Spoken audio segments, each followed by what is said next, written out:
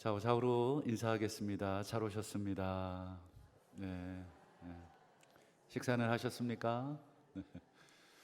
요즘 전 세계적으로 감기가 좀 많이 유행인데 손만 잘 닦아도 많이 예방이 된다니까 수시로 잘 닦으시고 또 호흡기 관리 잘 하셔서 또 건강 잘 유의하시면 좋겠습니다.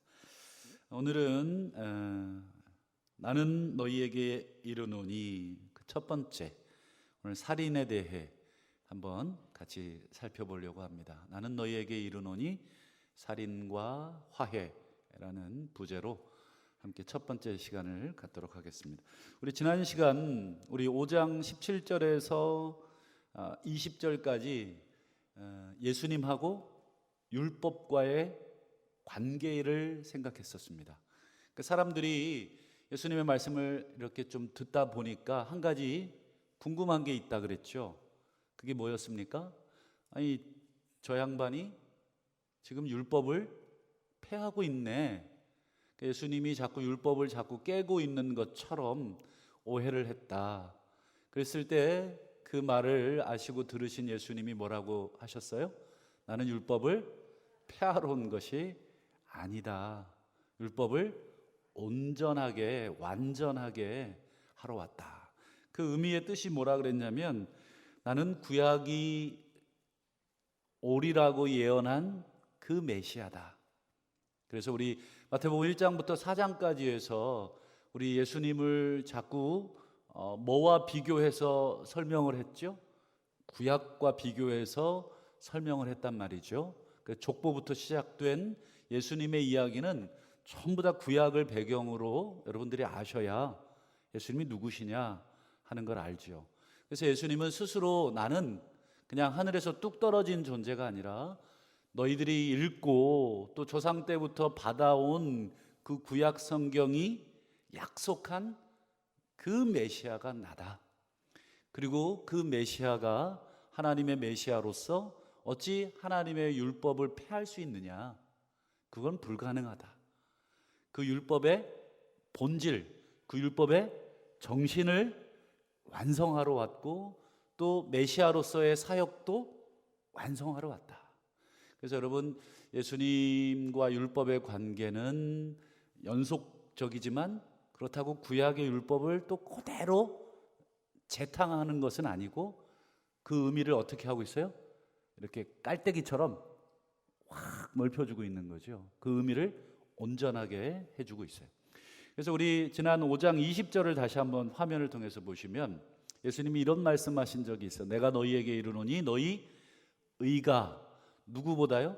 서기관과 바리새인의, 여기 이제 의가 빠진 거겠죠. 서기관과 바리새인의 의보다 더 낫지 않으면 결코 천국에 들어갈 수 없다.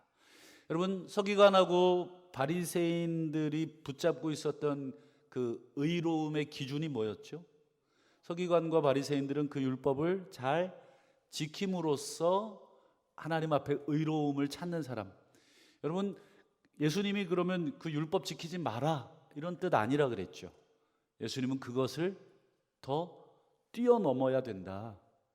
그러면 예수님이 우리에게 요구하는 그 의로움은 서기관들과 바리새인들이 가지고 있는 의로움보다 어떻게 돼야 돼요? 그걸 뛰어넘어야 되는 거예요.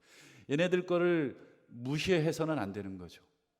서기관과 바리새인들 너희들 다 틀렸어 이렇게 얘기해서는 안 된다. 왜냐하면 뛰어넘으라고 했으니까 그것을 포함하는 것입니다. 그래서 어떻게 해야 뛰어넘을 수 있느냐? 그 뛰어넘을 수 있는 6가지의 실제적인 적용이라 그래야 될까요? 그래서 21절부터 이제 5장 끝부분인 48절까지가 총 6가지의 실제적인 예. 그래서 오늘은 그 첫 번째 살인에 대한 이야기를 조금 우리가 통해서 예수님이 우리에게 원하시고 우리에게 요구하시는 의로움이 어떤 수준, 어디까지냐 이 부분을 우리가 좀 점검을 해봐야 되겠습니다. 자, 우리 21절을 한번 다시 한번 보겠습니다. 21절 한번 같이 읽어볼까요? 시작. 옛 사람에게 말한 바 살인하지 말라. 누구든지 살인하면 심판을 받게 되리라 하였다는 것을 너희가 들었으나. 여기서 이제 화면을 그대로 띄워주시고, 여러분 옛 사람은 누구겠습니까? 그렇죠. 이제 당연히 이제 그 구약에 나오는 뭐 조상들이 되겠죠. 이스라엘 사람들에게 말하여진 바가 있어요. 살인하지 말라. 여러분 어디서 많이 들어보셨죠? 그렇죠. 십계명에서 들어보셨죠. 여러분 십계명 다 외우시나요? 1계명, 그다음 2계명, 3계명, 4계명, 5계명. 자, 이거 뭐 다 아시면서 지금 지금 겸손하셔서 지금 속으로만 하셨을 텐데, 저도 이거 사실 잘 외우기가 어렵습니다만, 뭐 제가 여러 번 아마 얘기한 기억이 나요. 1다, 2우, 3망, 4안, 5공, 6살, 7간, 8도, 9거, 10탐. 저 고등학교 때 우리 지도 목사님이 오후 예배 막 그 온 친구들 막 앉혀놓고 때려가면서 가르치셨어요. 그래갖고 그때 가르쳐 준 게 지금까지 그 잊지 않고 그 시간에 열심히 외웠어요. 그냥 1다, 2우, 3망, 4안, 5공, 6살, 7간, 8도, 9거, 10탐 이렇게 외웠더니 나중에 이제 신대원 시험 볼 때 좋더라고요. 그래서 1다, 다른 신, 2우, 우상, 3망, 뭐 망령되이. 그러면 대충 뭐 무슨 앞뒤에 무슨 내용인지 알겠죠. 4안, 안식일, 5공, 그렇죠. 공경하라. 6살, 살인, 7간, 간음, 8도, 도적질, 9거, 거짓 증거하지 마라. 약간 재판적인 용어고, 10탐, 탐내지 마라. 뭐 이웃의 뭐 여종이나 남종이나 뭐 소유나 이런 거. 대충 이 정도의 의미만 알아도 여러분 어디 가서 좀 십계명 좀 외운다 하는 소리 들을 수 있습니다. 그래서 한번 집에 가셔서 한번 영상 다시 보시고 한번 적으셔가지고 한번 이렇게 금방 외웁니다. 한 2번만 외우면 쉽게 외웁니다. 그러면 6은 몇 계명일까요? 1다, 2우, 3망, 4안, 5공, 6살. 그렇죠? 살인은 6계명이 되겠습니다. 그러면 우리 출애굽기 20장 한번 보실까요? 출애굽기 20장 13절 살인하지 말라. 이게 이제 십계명의 원문이에요. 살인하지 말라. 딱 이렇게. 자, 근데 여러분 요 살인하지 말라를 딱 보셨는데 다시 본문을 좀 볼까요? 21절, 5장 21절. 자, 읽어보죠. 시작. 살인하지 말라. 누구든지 살인하면 심판을 받게 되리라 하였다 하는 것을 너희가 들었으나. 자, 출애굽기 20장하고 마태복음 5장 21절하고 무슨 차이가 있습니까? 출애굽기 20장에는 아까 살인하지 말라에서 딱 끝났는데 21절에 보니까 뭐가 더 붙었어요? 누구든지 살인하면 심판을 받게 되리라. 요 말은 사실은 뭐예요? 십계명에 붙어 있지 않습니다. 그러니까 요거는 소위 말해서 북이 그냥 추가로 쓴 거예요. 추가로. 그럼 왜 이렇게 썼느냐? 왜 이렇게 썼을까? 여러분, 당시에 이제 종교 지도자들이 살인하지 말라 이렇게 해놨는데 성경을 쭉 읽어보니까 살인을 크게 2가지로 규정을 하고 있더라. 첫 번째가 뭘까요? 한번 화면을 보시죠. 출애굽기 21장 14절 시작. 사람이 그 이웃을 고의로 죽였으면 너는 그를 내 제단에서라도 잡아내려 죽여라. 다음에 우리 민수기 35장 31절 시작. 고의로 살인죄를 범한 살인자는 생명의 속전을 받지 말고 반드시 죽여라. 자, 2구절을 읽어드렸어요. 우리 출애굽기 21장하고 민수기 35장 공통된 단어. 그렇죠. 고의로 죽인 사람은 내 제단에서라도 끌어내려서라도 죽여라. 무시무시하죠. 그 다음에 또 고의로 살인한 자는 생명의 속전을 받지 말고 반드시 죽여라. 그러니까 첫 번째 살인이 뭐예요? 고의적 살인. 의도를 가지고 누군가를 오랫동안 계획을 하거나 또 노려보고 있다가 또 이런 거 있지 않습니까? 우리 형법에서도 뭐 우발적이냐 계획적이냐에 따라서 형량이 다르다고 하더라고요. 잘 모르시죠? 예, 그렇다고 합니다. 그러니까 여기 성경도 그걸 두 개로 구분을 하는 거겠죠. 고의적 살인. 자, 두 번째는 그럼 어떤 살인이 있겠습니까? 예, 우발적 또는 비고의적, 그렇게 표현해도 되죠? 우발적 사고가 있는 거죠. 한번 우리 화면 민수기 35장을 한번 띄워주시죠. 자, 35장 21절 앞에 보면 뭐가 있습니까? 악의가 없이 우연히, 이게 이제 우발적이라는 거예요. 악의가 없이 우연히. 자, 어떤 경우가 있냐면 사람을 밀쳤어요. 예를 들면 막 사람이 너무 많다가 이렇게 실수로 이렇게 툭 쳤는데 그 옆에 낭떠러지였어. 이거 어떻게 할 거예요? 그러니까 뭐 어쩔 수 없이 밀려가지고 나도 밀려서 뭐 그렇게 되는 경우. 뭐 예전에 이제 지하철에서 이렇게 퇴근 시간에 사람이 많으니까 막 앞에 선로가 있는데 뒤에서 밀어 제끼고 차가 들어오는데 그냥 어떻게 하겠어요? 큰일 나는 거죠. 그래서 요즘은 이제 뭐 안전문도 설치가 돼 있고 하지만 그런 우발적 사고들이 있죠. 그다음 기회를 엿봄이 없이 무엇을 던지거나, 그 외에도 우리 어릴 때 돌멩이 많이 저도 많이 던져서 좀 많이 깨먹기도 하고 그랬는데, 가끔 이제 잘못 던지면 사람 죽을 수도 있는 거니까 기회를 엿봄이 없이라는 말은 이제 악이나 고의가 없이 그냥 어떤 걸 뭐 휙 던졌다 이런 뜻이겠죠. 자, 23절도 보여주죠. 자, 보지 못하고 사람을 죽일 만한 돌을 던져. 그렇죠. 사람을 죽일 만한 돌이면 좀 큰 돌이겠죠. 큰 돌을 그냥 뭐 훅 던졌든지 재미로 던졌든지 뭐 공사장에서 뭐 던져줬든지 어쨌든 그런 사람을 못 보고 던진 거는 어떻게 돼요? 그렇게 해서 죽었을 때 이는 뭐가 없어요? 악의도 없고 해하려 한 것도 아닌즉. 24절 보실까요? 회중이 그 친자와 피를 보복하는 자. 그러면 뭐 예를 들어서 그 유족들이 있겠죠. 뭐 가족들이 있을 거란 말이에요. 죽은 사람의. 그러면 당연히 보복을 하고 싶겠죠. 그랬을 때 이 규례대로 판결해라. 즉 고의성 여부를 확인해라 이런 뜻이겠죠. 그래서 25절 보세요. 피를 보복하는 자의 손에서 살인자를 건져내어 그가 피하였던 도피성으로 돌려보낼 것이요. 구약에는 이제 도피성 제도가 있단 말이죠. 우발적으로 내가 뭔가 살인을 저질렀을 때 그것에 대해서 하나님 앞에 이제 피해 갈 수 있는 도피성. 자, 이제 두 번째 살인에 대한 목록은 뭐냐면 이제 우발적 살인이 되겠습니다. 자, 다시 우리 5장 21절을 한번 볼까요? 자, 5장 21절. 살인하지 말라. 누구든지 살인하면 심판을 받게 되리라.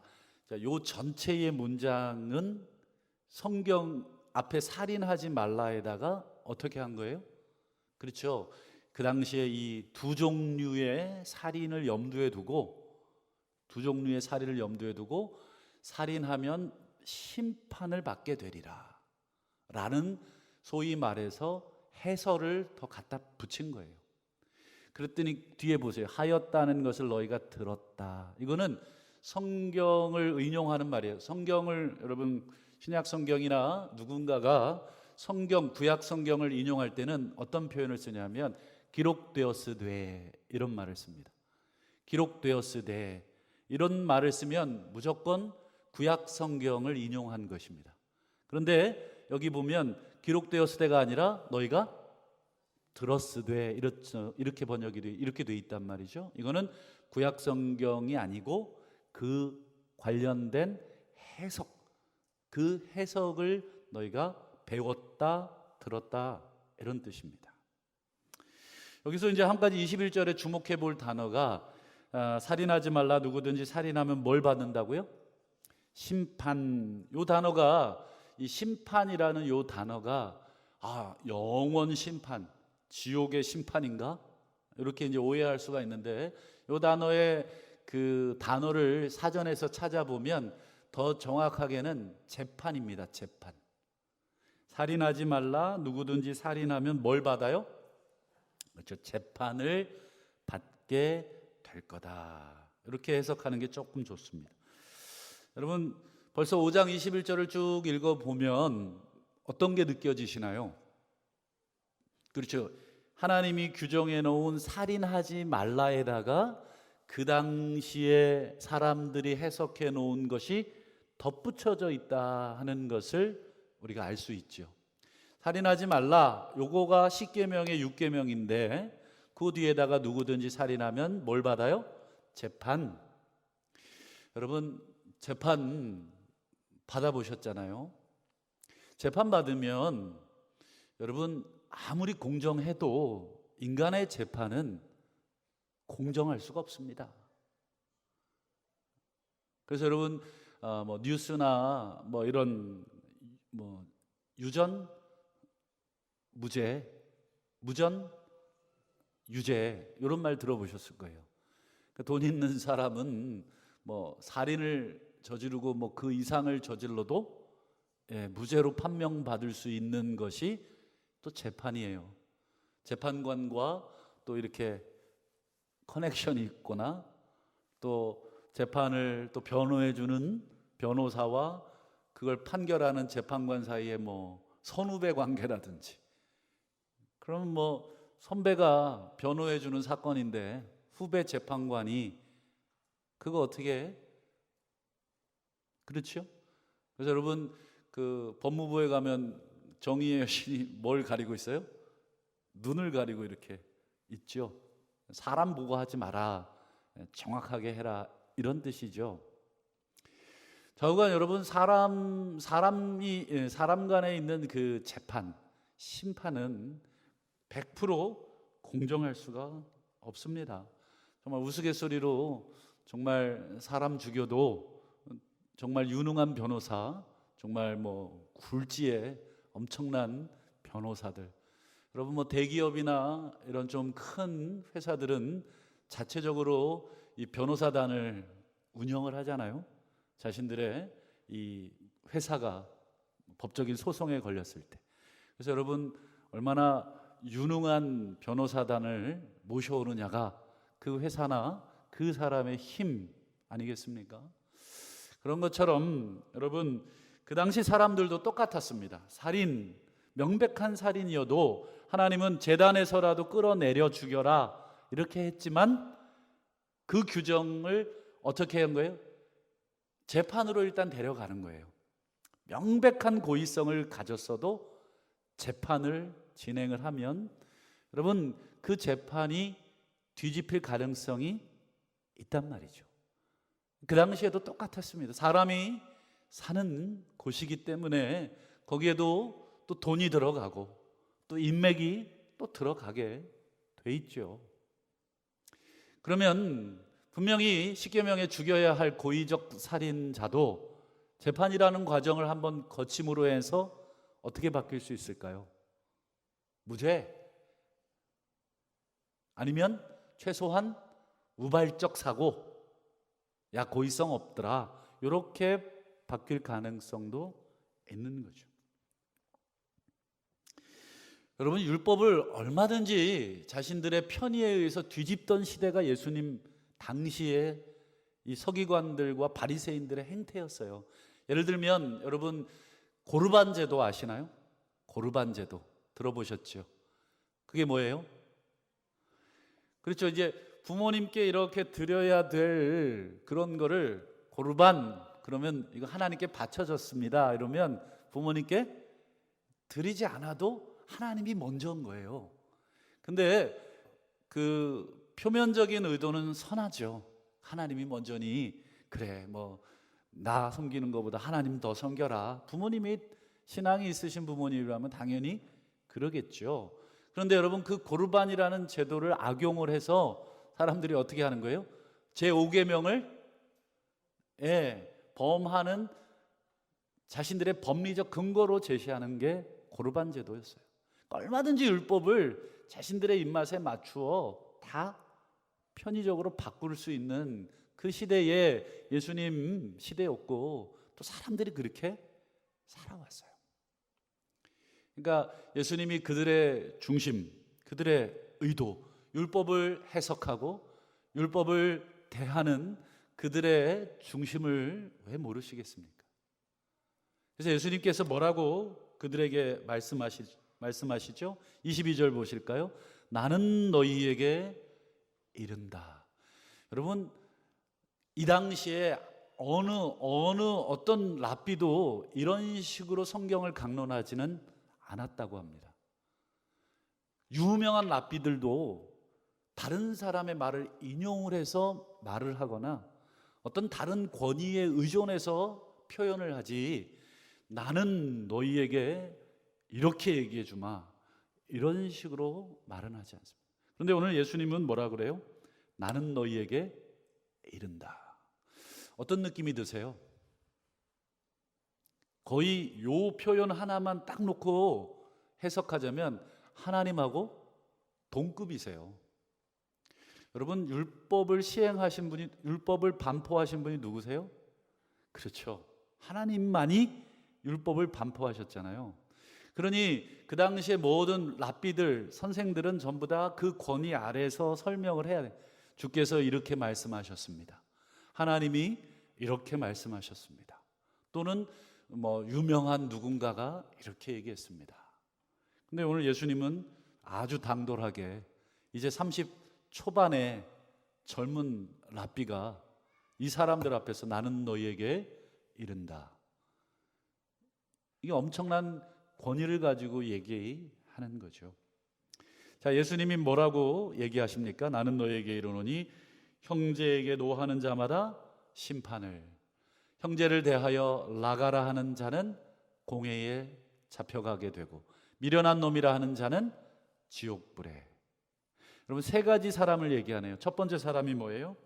형제에게 노하는 자. 두 번째는요, 형제에 대하여 나가. 여기서 나가, 여러분, 나가, 그런 나가가 아니에요. 리을 기억이잖아요.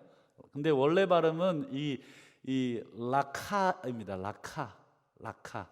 이 라카라고 하는 말은 원래 아람어에서 나온 건데, 레카라는 이 아람어가 뭐냐면 히브리어하고 사촌, 거의 같은. 예수님이 엘리 엘리 라바 사박다니 달리다 쿰, 이런 말 여러분 성경에 나오고, 이게 다 아람어예요. 아람어. 정통 그 히브리어가 아니라 아람어하고 히브리어는 거의 같아서 다 알아듣습니다. 그래서 여기서 레카라고 하는 아람어를 헬라식으로 음역을 해보면 라카라고 발음이 돼요. 이건 뭐냐면 욕이에요. 욕. 유대인들의 욕. 이 바보, 그다음에 돌대가리. 우리는 이제 야, 이 돌대가리 그러면 크게 기분 안 나쁘시죠? 우리는 적어도 강아지 정도는 들어가야 조금 기분이 나쁘지 않습니까? 강아지 정도 들어가줘야 좀 속도 상하고, 그렇죠? 유대인들에게서 요 라카라고 하는 말은 우리 한국인들이 느끼는 정서보다 한 100배는 더 세게, 되게 센 욕이에요, 사실은. 우리의 욕하고 좀 그쪽의 욕기랑 좀 달라서 우리는 이게 확 안 닿지만, 이걸 실감나게 번역하면 그런 거예요. 그런 욕이에요. 그래서 느낌이 그렇습니다. 그 다음 마지막은 어떤 사람이에요? 형제에게 미련한 놈. 여기서 미련한 놈이라고 하는 건 모욕을 주는 말이에요. 모욕감을 주는 어떤 그런 언사를 하는 것이 됩니다. 여러분, 화내고, 그 다음에요 욕하고, 그 다음에요 모욕을 주고, 이 세 종류를 얘기한 거예요. 화내고, 욕하고, 모욕하고. 가만 요 세 가지를 생각해 보니까 오늘 하루도 제법 많이 화내고, 제법 많이 누군가를 또 욕하고, 또 누군가에게 모욕적인 그런 얘기를 우리가 하지 않습니까? 얼마나 많이 우리가 또 무의식 중에 누군가에 대해서 분노하고 누군가에 대해서 막 한바탕 욕을 또 하고, 얼마나 자주 얼마나 쉽게 우리가 일상에서 하는 행동들입니까? 그런데 정말 우리가 쉽게 또 무의식적으로 막 하는 이런 행동에 대해서 예수님이 뭐를 갖다 붙이냐면, 다시 우리 그 22절 보세요. 22절. 자, 노하는 자에게 뭐가 있어요? 재판이, 심판이죠. 그다음 라카라고 욕하는 자에게는 공회. 공회는 이제 사내들인 공회인데 유대인의 최고 의결 기관입니다. 우리로 얘기하면 이제 국회 같은 최종적 그 권위를 간, 여기서 한번 결정되면 끝. 되게 센 기관입니다.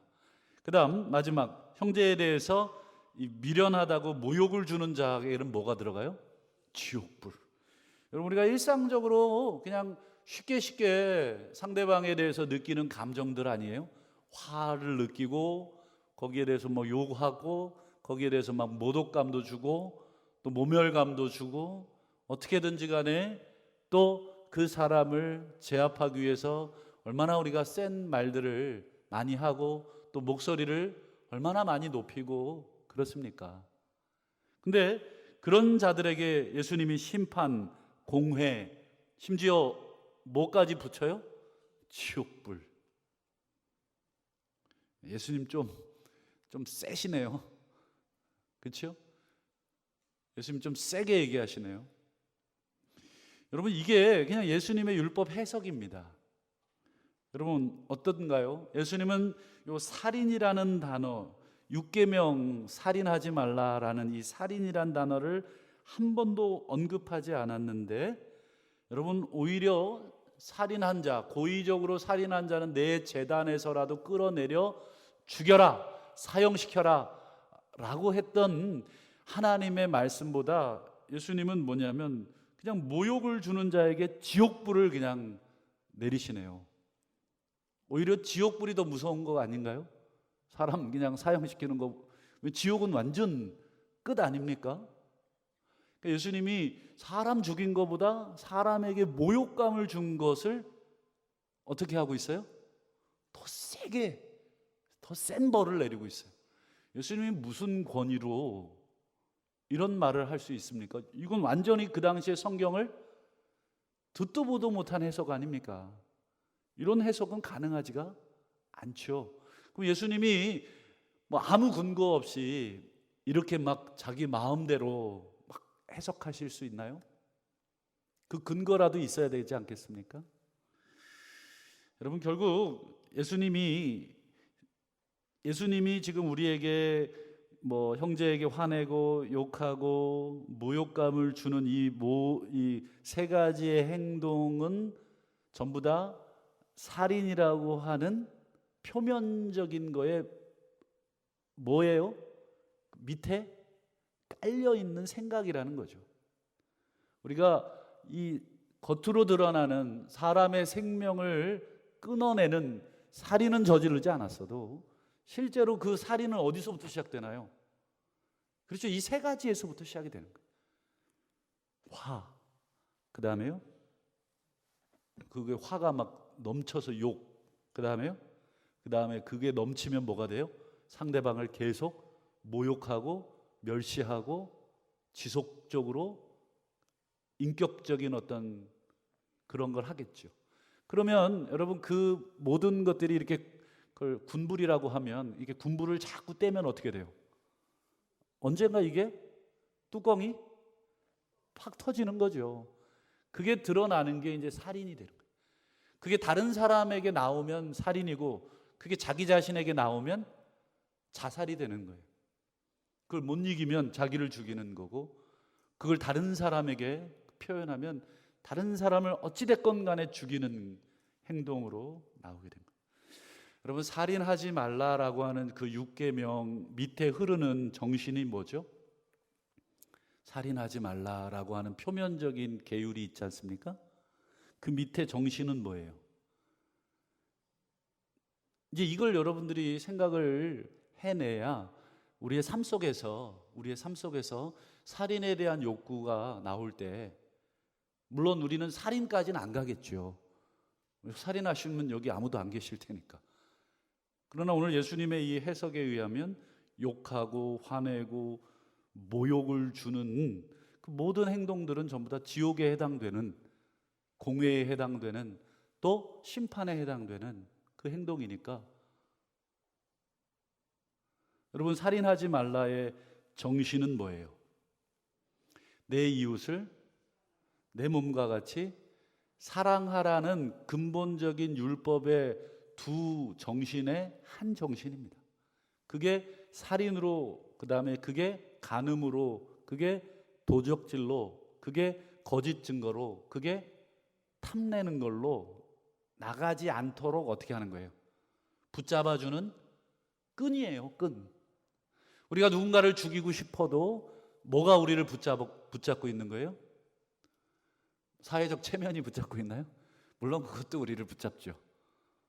또 법리적인 두려움도 우리를 붙잡죠. 야, 살인하면 이거 재판받아서 감옥 가야 돼 라고 하는 두려움 생각도 우리를 붙잡죠. 그러나 우리 신앙인들이 살인하지 않는 더 근본적인 그 이유는 뭐예요? 그렇죠. 내 이웃을, 그것이 내 몸과 같이 사랑하라는 하나님의 율법 정신이 그걸 붙잡는 거죠. 간음하지 말라, 도적질하지 말라, 뭐 이 모든 것들도 전부 다 뭐가 붙잡고 있는 정신이에요? 내 이웃을 내 몸과 같이 사랑하라는 것이 우리를 붙잡고 있는 정신입니다. 여러분, 살인이라는 것이 그렇게 쉽게 되지 않습니다.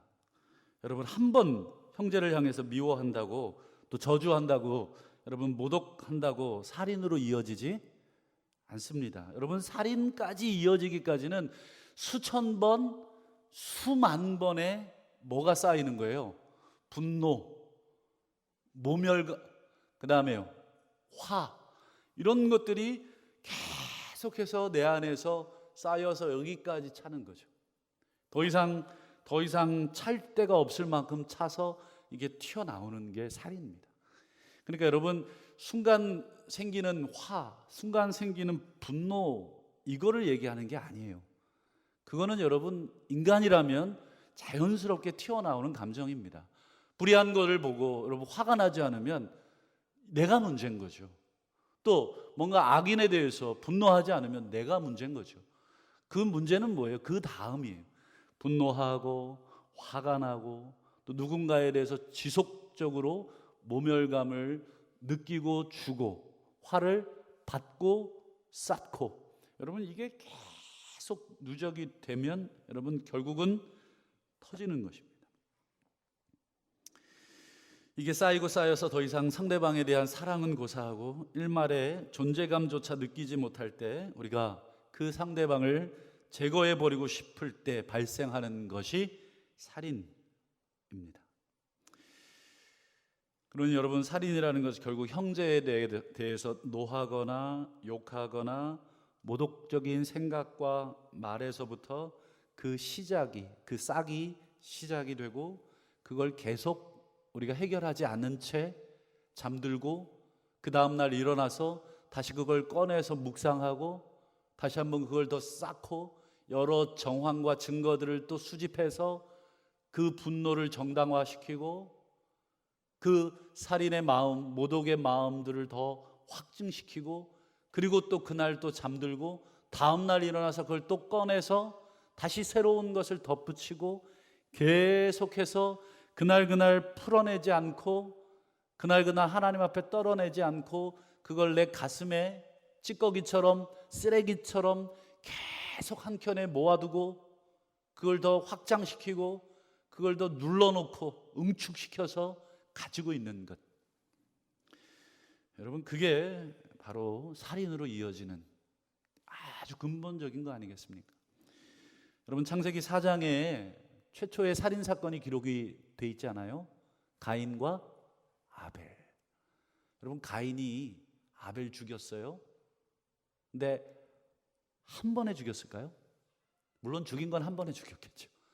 근데 죽이기까지의 그 과정이 단 한 번의 사건 때문에 죽였을까요? 제사를 한 번 드렸는데 동생 거는 받아들여지고 내 거 안 받아들여진 그 한 번 때문에 아벨을 죽였을까요? 그렇지 않습니다. 계속해서 반복돼서 그 일들이 쌓이고 감정이 쌓이고. 근데 문제는 뭐예요? 가인이 그걸 해결해내지 않은 거죠. 여러분 창세기 4장을 한번 화면을 통해서 보시면 4장 5절을 한번 보세요. 가인과 그의 재물은 받아들여지지 않잖아요. 그랬더니 가인이 어떻게 됩니까? 몹시 분합니다. 여기서 이 분노는 한 번의 분노가 아닙니다.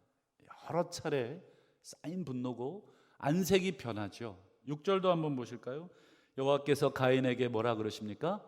네가 분하여 함은 어찌미며 안색이 변함은 어찌 됨이냐. 그러면서 우리 7절을 보시죠. 같이 읽어봅니다. 시작. 네가 선을 행하면 어찌 낯을 들지 못하겠느냐. 선을 행하지 아니하면 죄가 문에 엎드려 있느니라. 죄가 너를 원하나 너는 죄를 다스려라. 여러분 계속 분노가 가인 안에 쌓였고 안색이 계속 변하고 아벨을 향한 그 마음들이 계속 커졌어요. 하나님이 그걸 아셨죠. 그래서 마지막에 뭐라 그래요? 죄가 너를 원하고 있구나. 그 분노가 계속 쌓여서 그 분노의 결과인 살인이라고 하는 그 죄가 너를 지금 사로잡으려고 하고 있구나. 그러나 너는 어떻게 하라는 거예요? 다스려라. 다스려라는 게 뭘까요? 그게 압력이 차기 전에 풀어야죠. 암적밥솥 생각하시면 제일 좋아요. 이렇게 좀 스팀을 어떻게 해야 됩니까? 좀 빼줘야 되죠. 안 그러면 뚜껑 날아가면 집 폭파할 수도 있습니다. 계속 뚜껑 닫아놓고 밑에서 군부를 떼는데 여러분 어떤 밥솥이 견디겠습니까? 쿠쿠? 제가 쿠쿠를 선전했네. 죄송합니다. 어쨌든 그 밥솥 어떤 밥솥도 못 견디고 터지죠. 여러분 우리 인간도 밥솥으로 생각하시면 되지 않습니까? 우리가 얼마큼 견딜 수 있겠습니까? 사람마다 편차가 있을 수는 있죠. 어떤 사람은 좀 오래. 정말 무서운 분이 있어요. 정말 60년을 살았는데 60년 만에 이혼을 하더라고요. 내가 이날만을 기다려왔다. 무섭더라고요. 그 60년을 어떻게 참고 살아왔는지.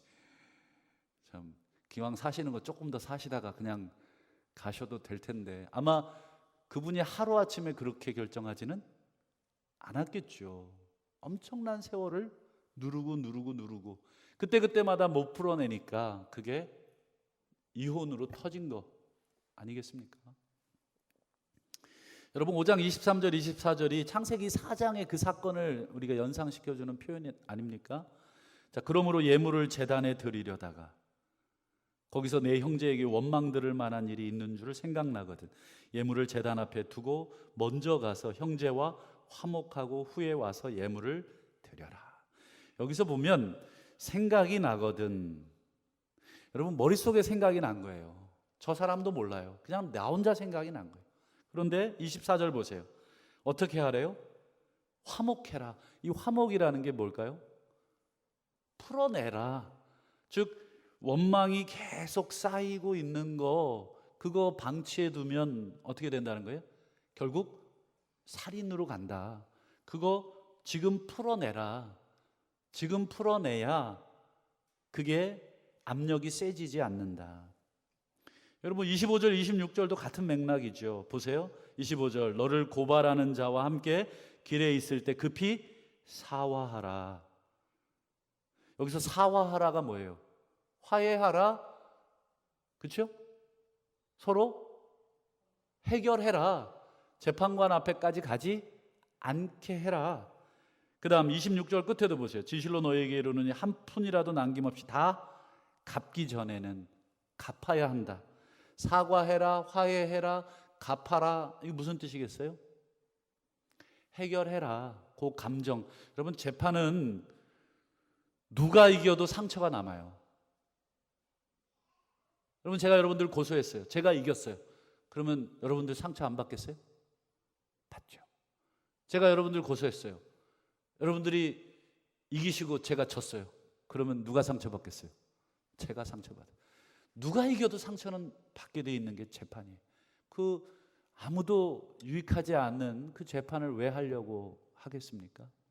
오늘 예수님 뭐라 그래요? 사화하라, 다 갚아라. 그 무슨 뜻이겠어요? 재판이라는 거를 예를 들었지만 사실은 뭐예요? 고발하는 자와 고발당하는 자 사이에 감정이 어떻게 되겠어요? 계속 쌓이겠죠. 그 재판을 준비하고 또 재판을 진행하는 과정에서 생기는 그 감정들이 어떻게 되겠어요? 계속 올라갑니다. 새로운 증거를 찾아서 또 첨가하고 또 새로운 증인이 나오면 또 첨가되고, 여러분 그거 듣고 아니 그랬단 말이야? 내가 몰랐던 사실을. 그러면 여러분 감정이 내려가겠습니까? 올라가겠습니까? 올라가죠. 여러분 아무도 이길 수 없는 게 재판입니다. 예수님이 하시는 말씀은 재판을 지혜롭게 하라는 얘기가 아니라 이 재판 가운데 너희 두 사람, 고소자와 피고소자 사이에 생기는 그 감정으로 인해 뭐가 생기겠어요? 화, 분, 멸시, 조롱, 욕, 이런 것들이 결국은 뭘로 터진다는 거예요? 살인으로 터지기 전에 급히 해결해라. 그 감정을 해결해라. 결국 예수님은 살인이라는 얘기를 했지만 사실은 그 밑바닥에 뭐부터 만지라는 거예요? 그렇죠. 그 이웃에 대한 너의 태도, 그 이웃에 대한 하나님이 원하는 태도. 여러분 하나님이 뭘 원하시는지 우리가 몰라서 그렇게 못 사는 것은 아니라고 생각을 합니다. 하나님이 우리에게 뭘 원하시죠? 내 이웃을 내 몸과 같이 사랑하라. 여러분 로마서 13장을 한번 보시죠. 간음하지 말라, 살인하지 말라, 도적질하지 말라, 탐내지 말라. 십계명에 여러분 뒤에 사람에 대한 계명 아닙니까? 그렇죠? 사람에 대한 계명을 쭉 사도 바울이 언급하면서 그 외에 다른 계명이 억만 가지가 다 붙어도 좋다. 그 외에 다른 계명이 있을지라도 괜찮다. 근데 뭐에 다 들어있어요? 내 이웃을 내 자신과 같이 사랑하라 하신 그 말씀 가운데 이 모든 계명이 다 들어있느니라. 그러니까 살인, 오늘은 살인을 하나 얘기했지만 다음 주는 이제 간음을 또 얘기하겠지만 정신은 똑같습니다. 전부 다 다른 사람의 마음을 먼저 그 사람이 또는 내가 저 사람하고 내가 감정적으로 계속 올라가지 않도록 순간순간 밸브를 잘 열어주라는 거예요. 순간순간 그걸 잘 풀어주라는. 그래서 전화해서 미안하다고 한마디 하면 돼요.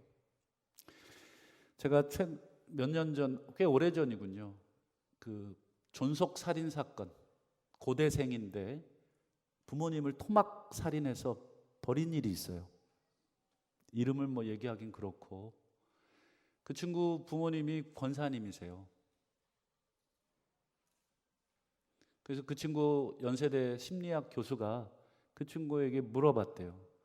왜 죽였니? 그랬더니 그 친구가 하는 말이 뭔지 아세요? 미안하다는 말 한마디만 나한테 했어도 자긴 죽이진 않았다는 거예요. 부모님이 자기한테 가혹하게 했대요. 뭐 예를 들면 골프채로 맞은 적도 있답니다. 그 골프채로 때리면 애가 어떻게 되나요?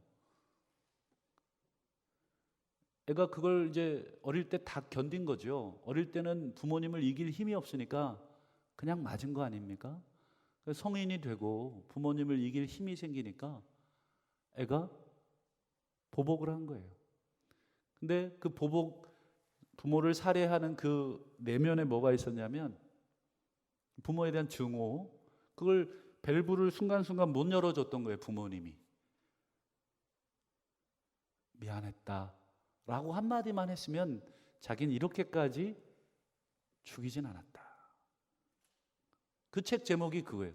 미안하다고 말하기가 그렇게도 어려웠나요? 책 제목이 그렇습니다. 한번 찾아보십시오. 미안하다고 말하기가 그렇게 어렵습니까? 여러분 미안하다는 말 여러분 어렵습니까? 자존심이 허락하지 않습니까? 그러면 하나님이 우리에게 찾아오신 거는 무슨 행동으로 우리가 해석해야 되는가? 하나님이 우리에게 오셔서 아들을 보내시고 십자가에 달리시고, 그건 여러분 우리가 언제 요구한 적도 없잖아요. 하나님이 스스로 그렇게 우리에게 오신 것이요. 그런 면에서 사실은 모든 인간관계가 사실은 감정 하나에서 시작이 되는 것 같습니다. 여기 설교를 하고 있는 저 역시도 똑같은 수준의 사람이죠. 그건 부인할 수 없습니다. 언제든지 저도 사람 죽일 준비되어 있는 사람이고, 언제든지 많은 실수를 할 준비가 되어 있는 사람이죠. 그때마다 우리가 그걸 잘 풀어내셔야 되죠. 쌓이지 않게 급히 사과하라, 또 예물을 제단 앞에 두고서라도 다시 돌아가서 그거 해결하라. 하나님은 언제든지 기다려주지만 사람은 기다려주지 않는다. 이런 모든 가르침들이 여러분 그때그때마다 밸브를 잘 푸셔야 됩니다. 부부간에도 여러분 오늘까만 가서 좀 여러분 미안했어 이렇게 한마디 하고 마음에 찔리시거든. 나 때문에 마음고생 많았지, 미안했어. 요 한마디 하시면 여러분 황혼 이혼도 예방이 되고, 또 자녀에게도 혹시 내가 그때 미안했다, 애는 기억 못할 텐데 그래도 부모님이 그 한마디 함으로 인해서 권위가 떨어지는 게 아니에요. 오히려 자녀들이 부모님을 더 사랑하고 존경하지 않겠습니까? 우리가 서로에 대해서 살인까지 다가가도록 우리의 감정을 자꾸 잠궈 놓으니까 그걸 좀 여셔서 이렇게 좀 따라주시고, 그래서 우리가 그때그때 풀어주시고, 미안하다고 말하기 그렇다면 여러분 그냥 쓱하니 문자라도 하나 보내주시고, 우리만의 그 표현법이 있지 않겠습니까? 미안함을 드러내는 표현법. 그냥 쓱 가다가 아이스크림 하나 쑥 주고 그냥 먹어 그러고 가든지, 나름의 여러분 그 감정을 풀어주는 방법이 있으시겠죠. 우리가 이제 연약해서 혼자 힘으로는 잘 되지 않습니다. 그래서 여러분 서로가 필요해요. 서로가 좀 격려도 해주고, 또 서로가 도와주셔서 자꾸 싸움 붙이지 마시고 감정을 풀어주는 것이 화평케 하는 천국 백성의 모습인 줄로 알고, 우리 남은 생에 날마다 우리 화와 분이 넘쳐나는 세상에 우리가 살고 있는데, 그때 옆에서 우리가 잘 밸브를 열어서 빼주시고 서로 살인까지 가지 않는 하나님의 백성 되실 수 있도록 우리가 그렇게 격려하고 가시기를 주의 이름으로 축복합니다. 기도하시죠. 오늘 주신 말씀 붙들고 한번 한 1분 정도만 조용히 우리 반주해 주시고 한번 기도하시면 좋겠고요. 그래서 오늘 하나님 우리 심령에 들려주시는 또 그 마음, 혹 아직 내 안에 감정의 밸브가 열리지 않아서 계속 쌓여 있는 것들이 있다면, 이 시간 하나님 앞에 그 감정의 밸브를 열어서 우리의 감정을 좀 빼내시고, 주님, 주께서 우리를 불쌍히 여기심처럼 우리도 또 불쌍히 여기게 주시옵소서. 이 시간 한번 우리 반주에 맞춰서 한번 1분 정도 조용히 주신 말씀 붙들고 기도하죠. 하나님 아버지,